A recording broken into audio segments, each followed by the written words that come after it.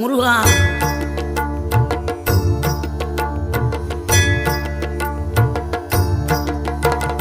ஆறுபடை வீடும் அருள் வழங்கும் முருகா, அருகே நீ ஓடோடிவா. மூவிரண்டு முகம் சொலிக்க ஆறிரண்டு கரங்களுடன் ஆதரவு தர ஓடிவா. ஆறுபடை வீடும் அருள் வழங்கும் முருகா, அருகே நீ ஓடோடிவா. மூவிரண்டு முகம் சொலிக்க ஆறிரண்டு கரங்களுடன் ஆதரவு தர ஓடிவா. ஈசன் மகனே என்னை காக்க இங்க உனையன்றி வேறாரையா.